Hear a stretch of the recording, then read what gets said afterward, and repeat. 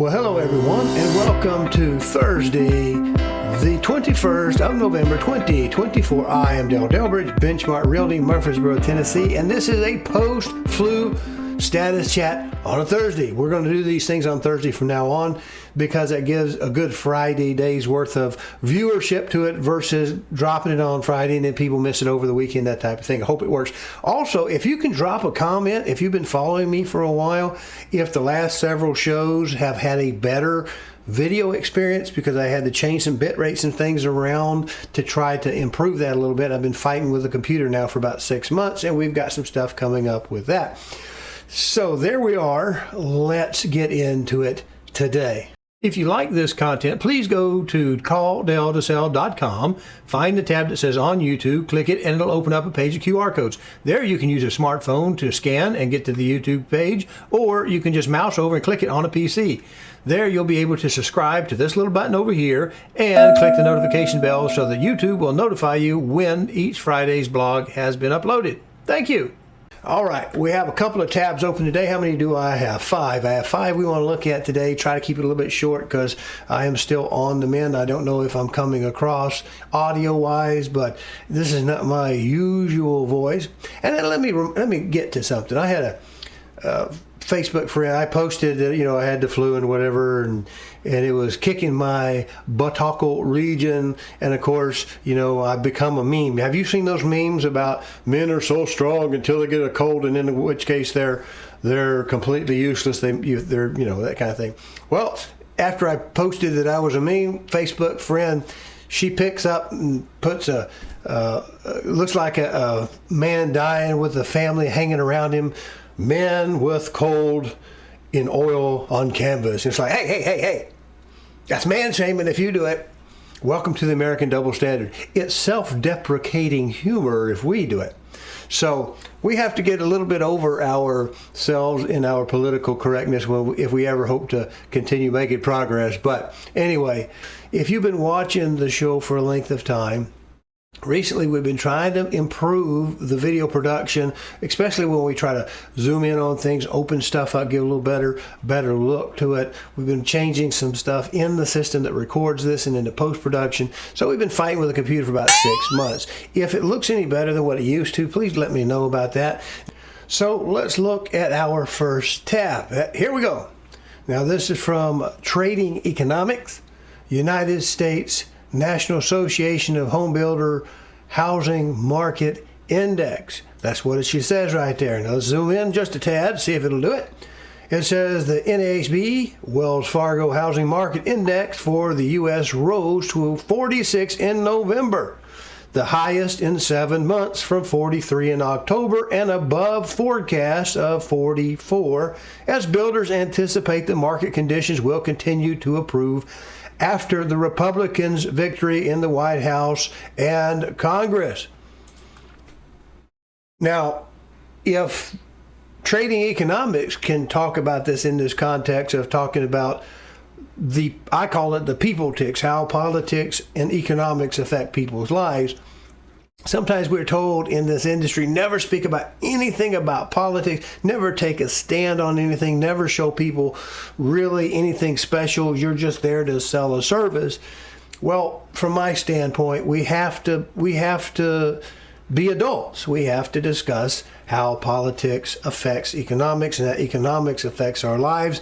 And we're not trying to convince anyone one brand over the other. We're just trying to look at policies because the policies affect our lives. That's all we're doing. Now we go back to this lovely little picture as we see highlighted. It's Trading Economics who says this is the post-Republican victory because we're now done with the indecisive, the unknowing future, the outcome, whatever you want to look at it.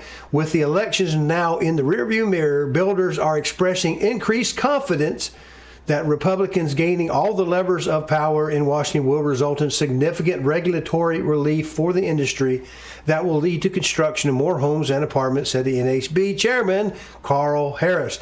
The gauge for the current sales conditions rose by 2 points to 49, while sales expectations in the upcoming 6 months went up 7 points to 64.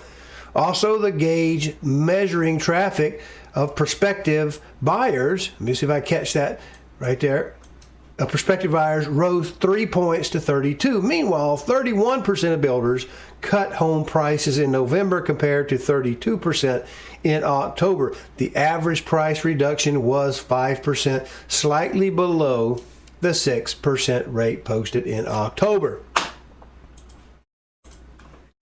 All right, now this is a pretty good site. I go to them sometimes. I try to keep my stuff well balanced from various left-leaning, right-leaning, centrist type of sites, purely numbers, a little more opinion sites. Trading Economics has been a pretty good one for a lot of things. But let me remind you, if you haven't seen this, if you'll come down through here, you also have some pretty good other things that you can look at. 15-year mortgage. Each one of these has a line under it. Let me take my face back off, go full screen, and you see you get a line under there. We can click on any of these. The Case-Shiller Home Price Index. You see this says since August 24, that was the reference. It's down 0.3%, which, you know, isn't significant, but it is in the right direction. It's going down. Building permits down 0.6. So this is a pretty good, I think, little thing. Housing Price Index, August. I think this is a pretty good site to look at, this particular one. And remember, I'm going to put all of my links that I use. I put it out there in the description of the status chat on the YouTube description where you find this, so that you can look this stuff up yourself, because I may glance over something that's important you want to look at. And I also want to show you this because I don't want you to think this is all my opinion. I'm an aggregator of information to present it to you, and maybe a little bit of a mediator of trying to keep the left and the right playing together, you know, with their Legos in the floor nice, so that we build, you know, something nice in the afternoon that we'll have something to talk about later on. So let's look at our next little thing I want to look at, and this comes from the the Census Bureau. All right, this is the monthly new residential construction for October. They do run behind. This is recently produced, because you see it says November 19th, which was just 2 days ago, if I'm any judge of 19th from 21s. It's new, but it only goes back for the previous. It didn't cover, so we're at October, and we do have, let's see if I can do the Control Plus thing and make this a little bit bigger for us to see that. All right, let me do one more. There we go. Now, when we look at this, it says notice of methodology change. I always watch this stuff. I'm telling you, when they change how they measure the numbers, usually there's a fiddle in it. With the January new residential construction release, February 9th, I got that flu hanging on, I apologize, people. February 19th, 2025, the building permit survey will make modifications to the methodology for imputation. I guess that means import. The current process calculates imputation factors by region, and the new process will calculate factors at a mixed division, large, individual, and additional details. This change is to implement our thing. So you can click on this if you want to see what the Census Bureau is doing. But it's telling us that we're getting a change, and beware, it's going to come up start of next year. All right, so this is the existing group doing this. Now, what do we see in here? Building permits were at 1.4, housing starts at 1.3, housing completions at 1.6. Next release is next month, obviously. And we see the green lines. I like the little green lines going up. That's the completion, so we got something done, but it does like it's going down. But really, we're really not any worse off than we were. Say, if we go back, when have we been this low? So we're high. I want to point that out. We're still at a high. Yes, it's coming down. It's so scary we're coming down, but we're still higher than we've been since when? 2020, since really, even on this whole chart, since 19. We're still completing more houses now than we have been. Now, what we want to look at, though, is are we building our replacement inventory, replacement stocks? And that we are trending down a little bit, but we're barely down on permits than we were, say, in 2022. We had a bunch of them start, but a lot of this, I think, is going to be post-COVID, when things were just kind of shut down. We had an abnormal high start trying to get caught up, because remember, we had the FOMO, the fear of missing out. We saw that huge, tremendous increase in pricing, and caused by the demand side of it, of people thinking, well, we've pent up the demand during the COVID. Now everybody's too many buyers competing for too few homes, and the prices of everything went way up. And then as we kind of normalized out, the prices kind of wanted to kind of hang there when they should have come down a little bit.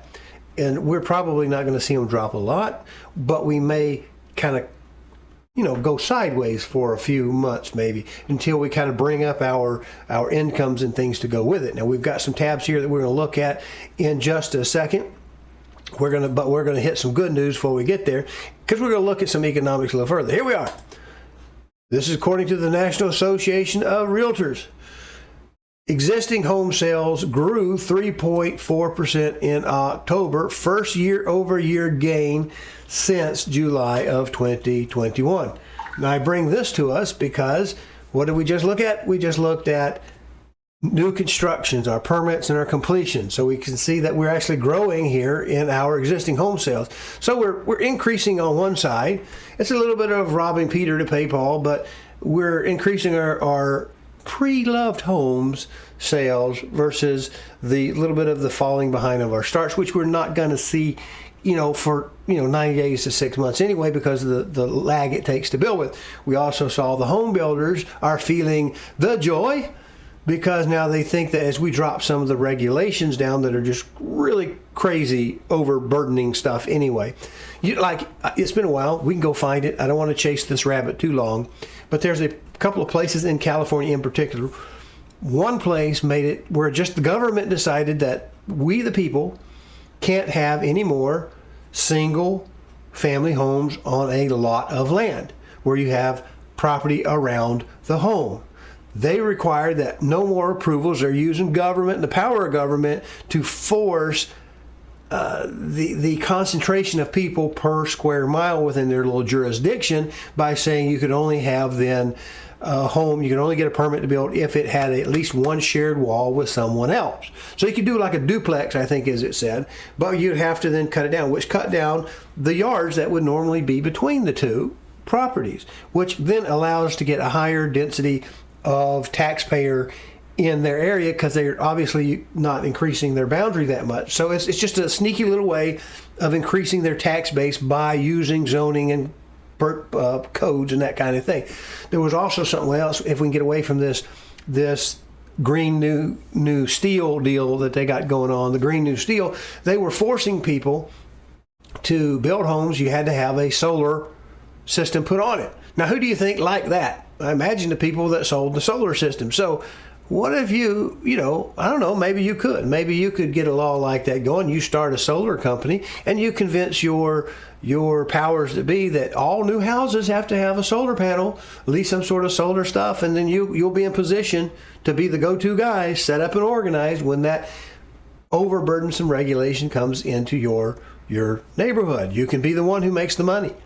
But if we have things like that and we can drop off some of the crazy stuff, maybe we can drop the cost of homes a little bit, and that'll trickle down, because the home builders are going to want to make the same amount of money. But if it costs them less to build, maybe it will also then translate to costing you less to buy. All right, so we want to look at another one here. We want to look at, back at it, Federal Reserve Bank in Philadelphia. All right, now this has to do with the Philly Manufacturing Index, the November 2024 Manufacturing Business Outlook Survey.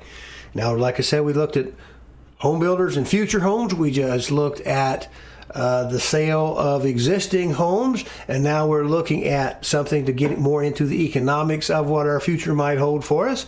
And it says the survey responses were collected from November to November. That's only a weekly thing, but this is from Philadelphia Fed, so this is not some publication. Most current indicators soften.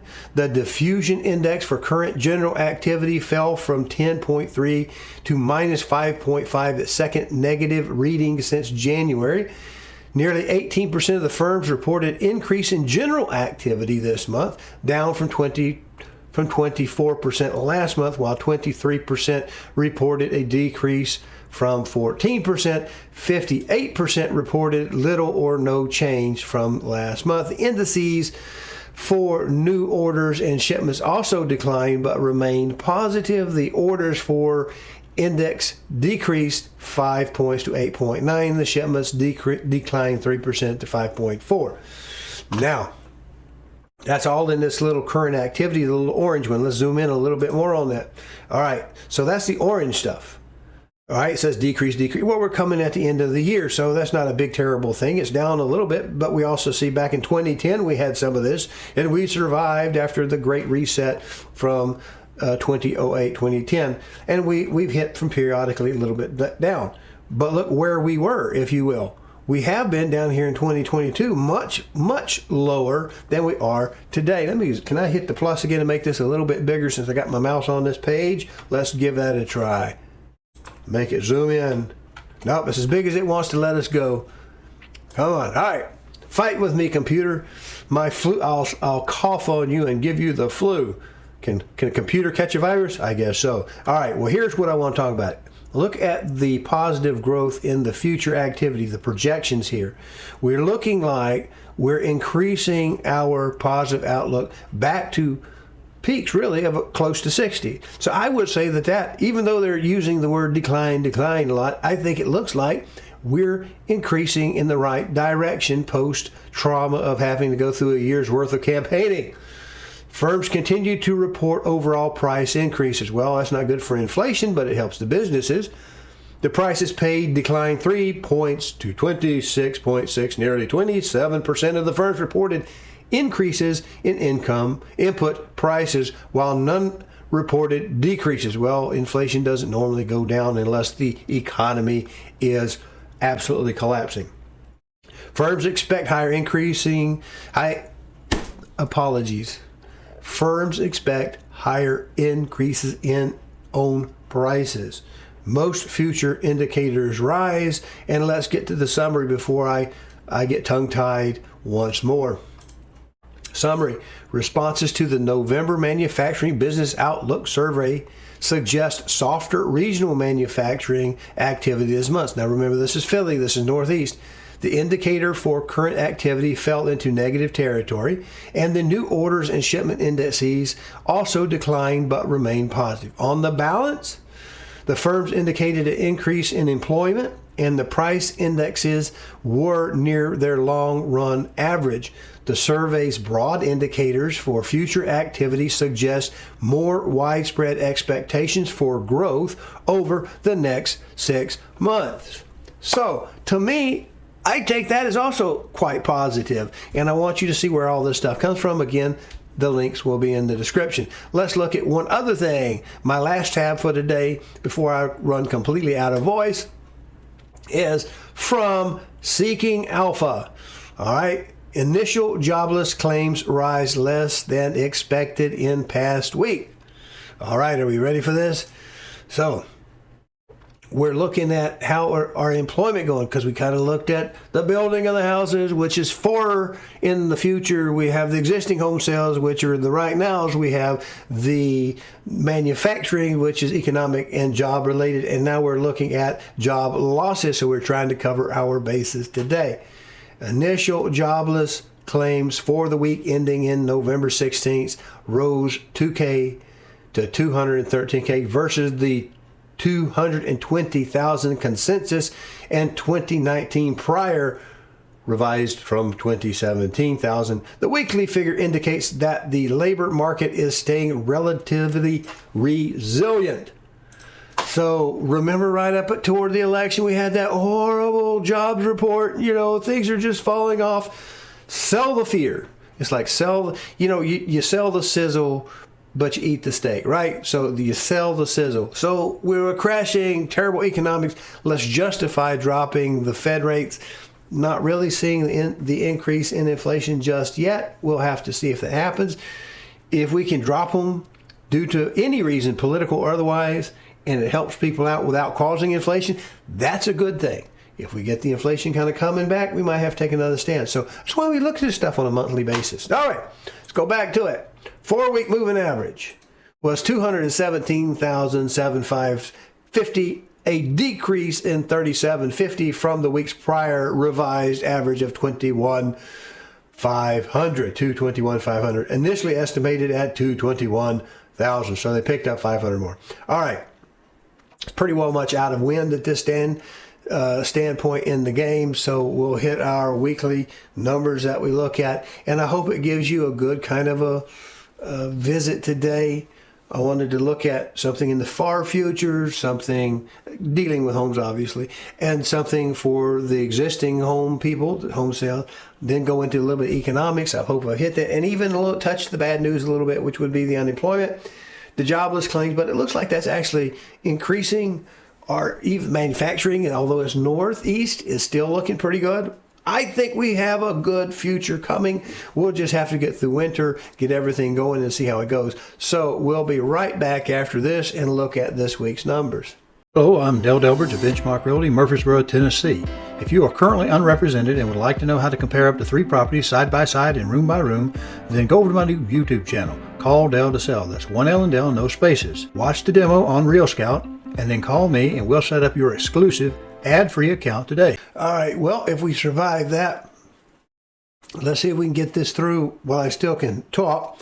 Last week, 11/14 of 24, we had 24,224 opportunities, and that is an increase over the previous week's period. We had 3922 in the showing, under contracts, but still showing. That went up a little bit over the previous week. Both of those increased, but the integer ratio between those two, that's how we get a third data point, 16 remained the same as it had for the previous 2 weeks. Now for the 4th week in a row, we remained the same with that. 11/21/24, we have 24,158 in the opportunities.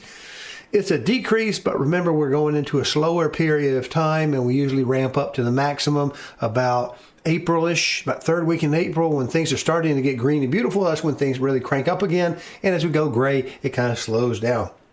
So we had 24,158, as I said, 3883 in the under contract still showing. That came down as well. And the proportions, one reason this is important to do this, is at 16%. So it still remained the same, the ratio of the two of them. Yes, they trend down a little bit. We have an explanation for that because it is going into the grayer time of year. And we would expect, of course, that pricing kind of decreases a little bit as stuff slows down. And as people start going to holidays, they're kind of busy doing that kind of stuff, working toward tax season and all of that good jazz. And then we see it pick up about April, after usually we've gotten through all of our New Year's and tax type of stuff, greening up again. Everything's looking beautiful. So if we want to look at getting something listed, you can't start too early. To do that, you just have to look at it. In fact, it's probably better to start a little bit early and get things going. So anyway, that's enough for today's show. We need to wrap this up. I appreciate you watching. And remember, on Instagram, you may see a copy of this on Instagram. You don't see Instagram listed on the little scaling thing at the bottom.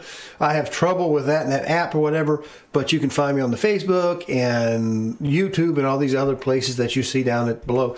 So if you're finding us on Insta, tell me about it, because I want to know if it's doing any good. I have a trouble with that particular social media site with this type of product. So we'll see you next week. If we're still here, we'll see you next week. See ya. Thank you. Goodbye.